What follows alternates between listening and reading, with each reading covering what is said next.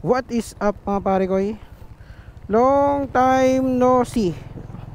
Tagal ko nawala mga pare ko. Pasensya na kayo kasi may problema lang ako sa YouTube ko.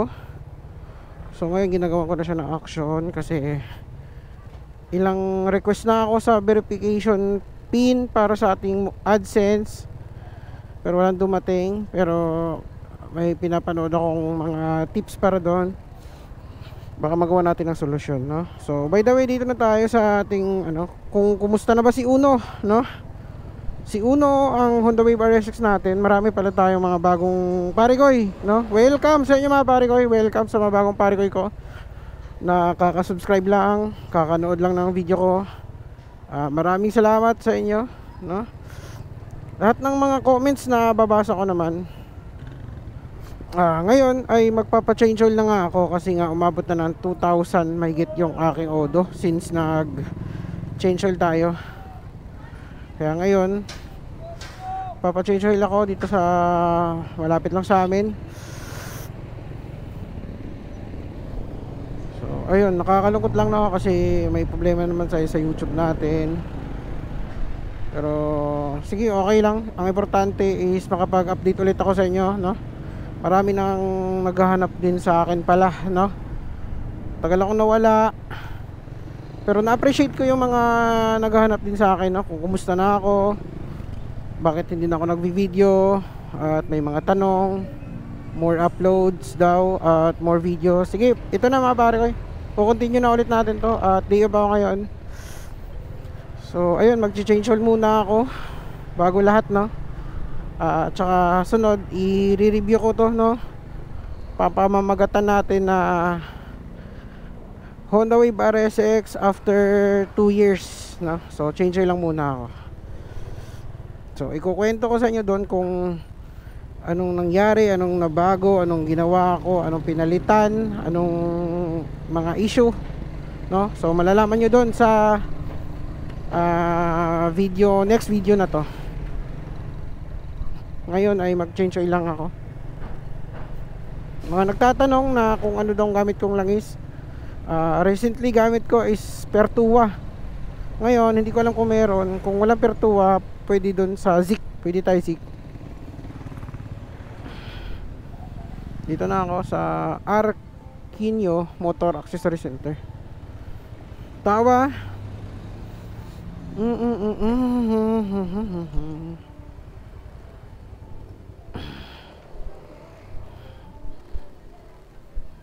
Ma'am, na si Kuya Orlan?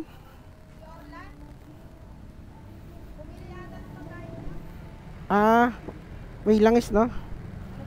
Papa-change oil lang ako. So, hanap tayo ng Zik. Meron din ito, no? Ito, Pertua. So, naka-Pertua na ako. Ito na naman ulit. Magkano yung Zik, te? 290. Ito yung hinahanap ko. Hindi po yan scooter lang. Hindi. Ay, hindi naman scooter yan, ma'am. Underbone naman yung akin. Ay, Oo. sarap scooter. Tingin po, click. Underbone lang yan. So, ito lang yung sa dalawa pinagpilian ko eh. Ito 300 to 90. Sample lang diferensya. Ito 2,000. Change oil na dapat, no? So ito kasi ginamit ko umabot ng mga 2,700 eh, mga 3,000 eh. Kasi fully synthetic to. So ito na lang. 290, ma'am, no? Isa nito, ma'am. Hintayin lang natin yung mekaniko.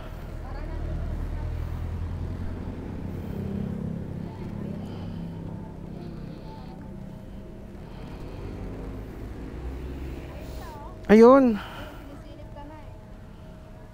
Sige, Orlan pala yan. Kumakain ba siya? Kumakain ng mani. Mamaya na. Hindi yan.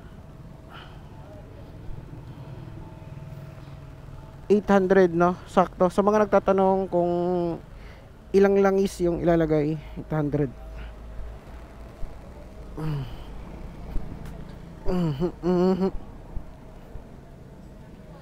So, sige, Orlan na bahala dyan.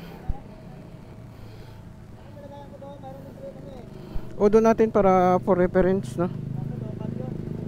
17,119. Kois, change oil ako, Kois. Yung ano ko, Kois ba? Pag nabasa pala siya, hindi na namamatay yung ano, yung MDL pag nabasa, kahit naka-off. Oh, dito yata sa ano niya. Balutin kaya natin ng ano. Yan, okay naman eh. Siguro malakas kasi yung ulan na time na yon, tapos ito siguro ko yung wire niya. Kasi malakas talaga yung ulan eh, sumulong ako eh.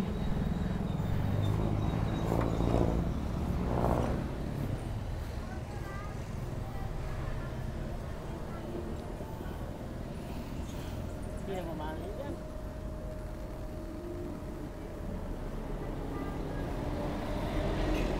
Akin nga, nakanikit yun eh. Ewan ko bakit ganun. Hindi, okay naman to eh. Kahit nakapatay na siya eh, na-on pa rin dun eh. Yun lang naman yung time na naulan.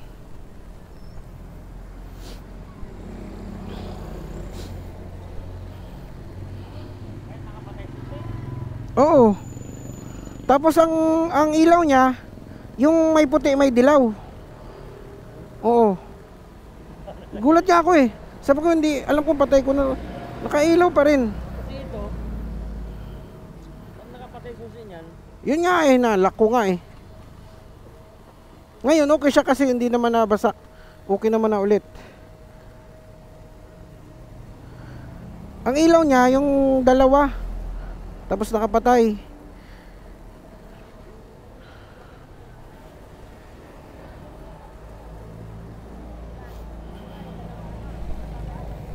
So ayun, concern ko lang din kay kuya na yung MDL natin, ano, siguro pag nabasa siya, ano, ilaw ng, pero hindi naman siya, ano, kasi bumabalik naman siguro pag natuyo. So ito change oil natin ngayon. Update ko lang kayo mga pare ko pag tapos na, no. Zik, sa mga nagtatanong, ang oil ko is Zik, o kung hindi Zik is yung ano, Pertuva.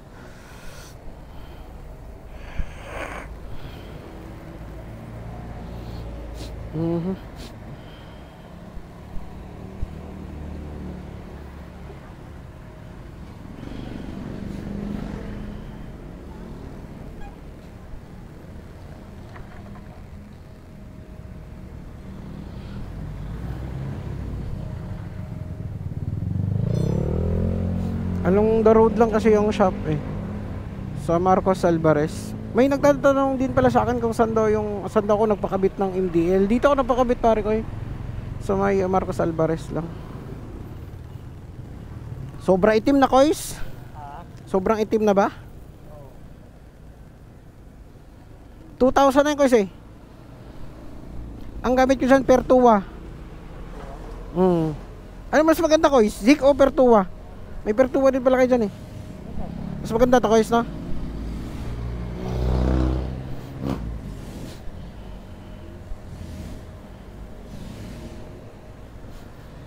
Pero para sa akin na pare ko, okay din si Pertua. Okay din naman.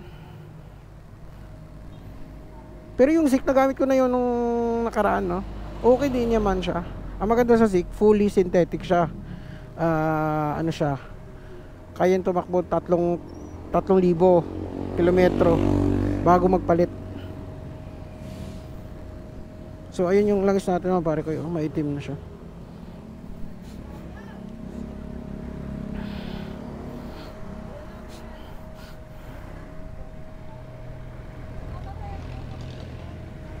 So ayun, balikan ko yung mga pare ko.